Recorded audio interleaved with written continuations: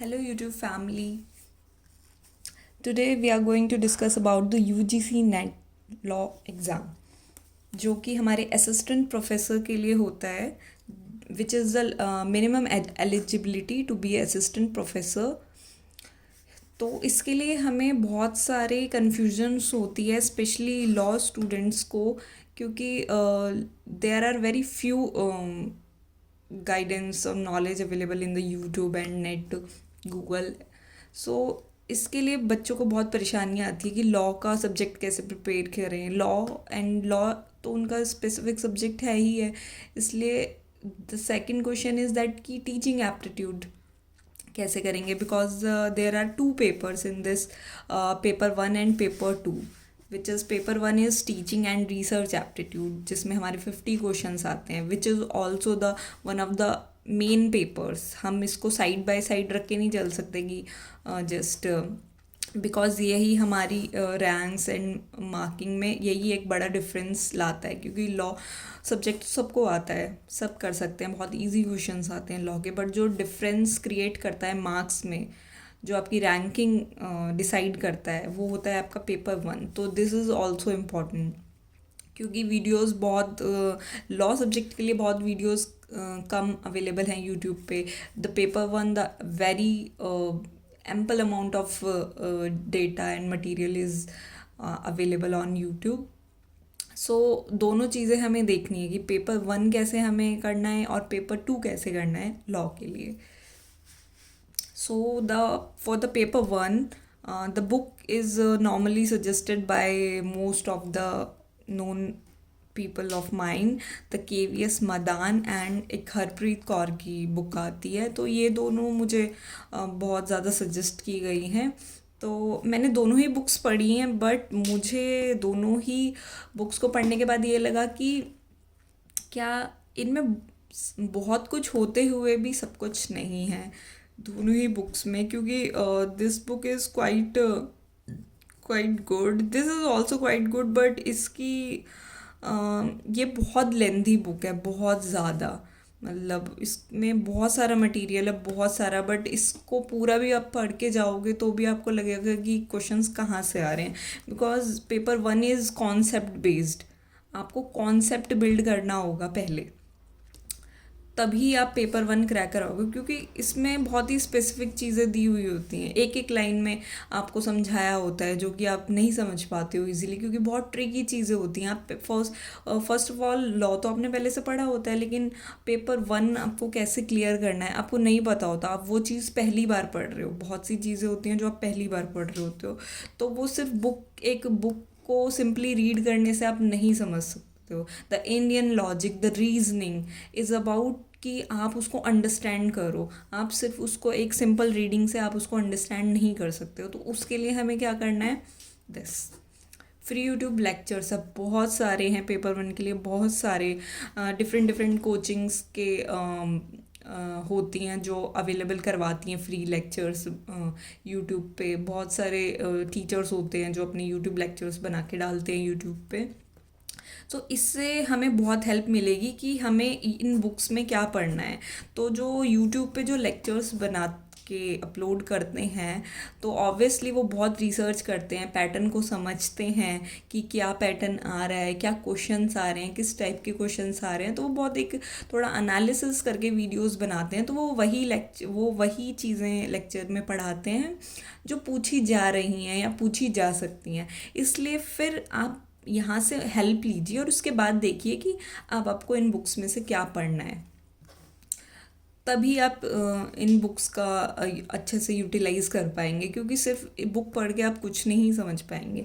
तो उसके लिए द बेस्ट इज़ आप देखिए, आपको कोई कोचिंग लेने की ज़रूरत नहीं है। बहुत सारे बच्चों का क्वेश्चन होता है कि भाई कोचिंग लेनी है या नहीं लेनी, तो मैंने भी विदाउट कोचिंग ही इसको क्रैक किया था। तो मैं तो कोचिंग कभी सजेस्ट नहीं करूँगी, कि जब तक आपको लगता है कि नहीं आप बिल्कुल ही नहीं कर पाएंगे, तो भी मैं कहूँगी एक चांस खुद को ज़रूर दीजिए, खुद से प्रिपेयर करके खुद से क्रैक, क्योंकि this is not about life changing exam कि इसको क्रैक करेंगे या नहीं करेंगे, या फिर एक अटेम्प्ट मिस कर दिया, तैयारी अच्छे से नहीं करी तो कुछ ज़्यादा डिफरेंस आ जाएगा। ये एवरी 6 मंथ में होता है। हालांकि अब इसका पैटर्न चेंज ही हो गया है, साल में एक ही बार वो उसको कंडक्ट करवा पाते हैं।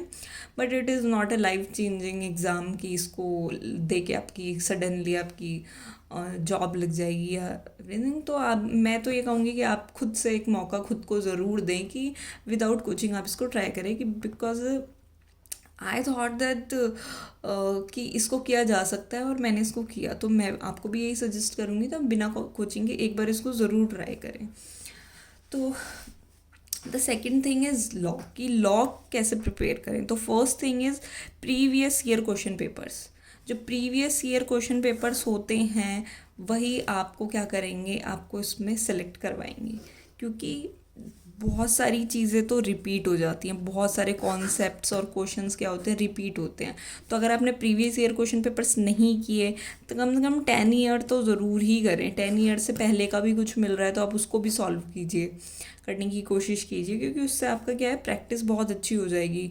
क्योंकि जब आप सिर्फ बुक से पढ़ के जाते हैं, रादर कि आप क्वेश्चन सॉल्व कीजिए, बिकॉज क्या होता है कई बार सेम क्वेश्चन आ जाता है तो उससे आपको ज़्यादा दिमाग नहीं लगाना पड़ता कि अच्छा इसको उसके एलिमिनेट करने हैं, इसके क्या करने हैं। आपको लगता है आपने देखा हुआ है तो आप उसको इजीली विद इन टाइम आप उसको बहुत फास्ट, बहुत जल्दी आप उसको सॉल्व कर पाते हैं क्वेश्चन को।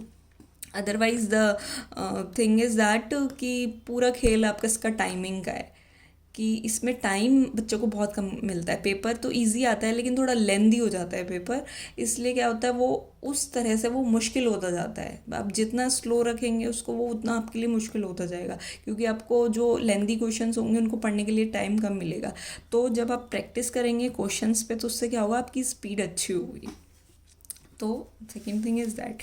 फिर आपको क्या टारगेट रखना है, इसके लिए आपको ये मान के चलना है, if you are a general category से आप कोई कैंडिडेट हैं तो उसको मिनिमम मिनिमम मिनिमम नहीं तो एक टारगेट बनाना है कि हमें 80 तो हमें उसमें से लाने ही लाने हैं सेकेंड पेपर में, और फर्स्ट पेपर में आउट ऑफ 50 30 हमें लाने ही लाने हैं।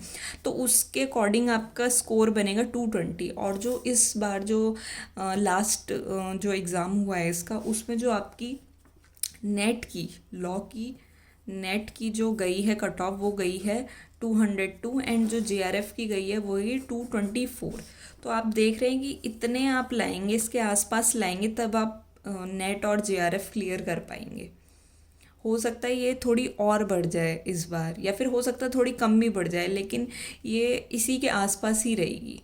कुछ +5 और -5 आप इसको कर सकते हो।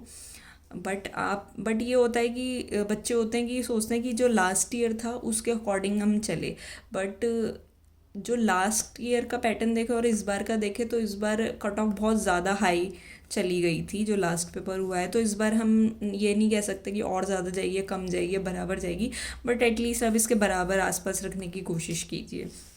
तो आपका टारगेट ये रहना चाहिए, क्योंकि 100 मार्क्स का आता है पेपर वन 100 मार्क्स का आता है आपका, और उसमें नेगेटिव मार्किंग नहीं होती है। तो मोस्ट ऑफ द स्टूडेंट्स क्या है, एक एवरेज स्टूडेंट भी 70 करेक्ट करके आता है उसमें से।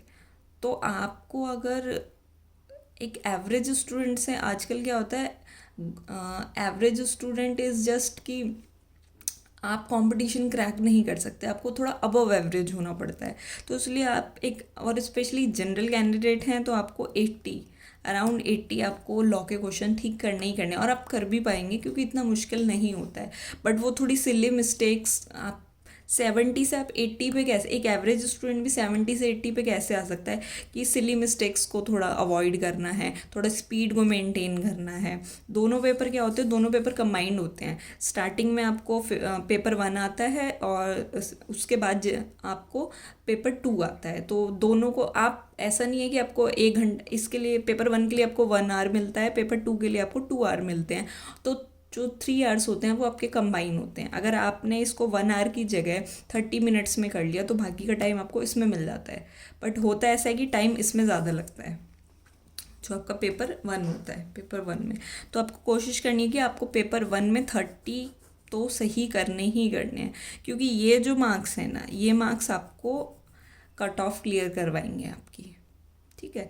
तो ये चीज़ होती है, तो आपको प्रिपरेशन कैसे करनी है ये भी हम बता चुके हैं। इसके अलावा कोई भी आपको डाउट्स है, क्वेरी है, तो या फिर कोई नोट्स चाहिए स्पेशली पेपर वन के लिए, पेपर वन के नोट्स मैंने खुद बनाए थे यूट्यूब लेक्चर्स और इन जो हमारे पास बुक्स हैं, इन दोनों बुक्स की हेल्प लेके मैंने खुद बनाए थे। और अगर आपको लगता है कि कुछ नोट्स की आपको ज़रूरत है और आपकी कुछ भी क्वेरीज है, डाउट है, तो आप इस ईमेल आईडी पे मुझे मेल कर सकते हैं, मैं आपको रिप्लाई करूँगी within a day. So this is the legalknowledge35@gmail.com, this is the mail ID, आप मुझे कर सकते हैं। और बिल्कुल घबराना नहीं है आपको पेपर के लिए। जो भी इस बार पेपर देना चाहते हैं, जो मैंने बताया बस उनको आप स्ट्रिक्टली फॉलो कीजिए।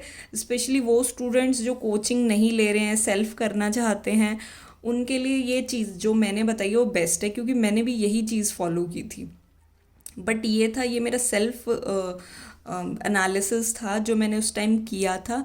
लेकिन अगर ये चीज़ें मुझे पहले से पता होती तो मेरा कम टाइम उसमें यूटिलाइज होता, तो जिससे मैं बाकी चीज़ों पे अपने स्टडी पे ज़्यादा फोकस कर पाती। बट अब आप यहाँ से हेल्प ले सकते हैं और बिल्कुल आप मुझे इस मेल आईडी पे मेल कर सकते हैं। Thank you. Like, share and subscribe please.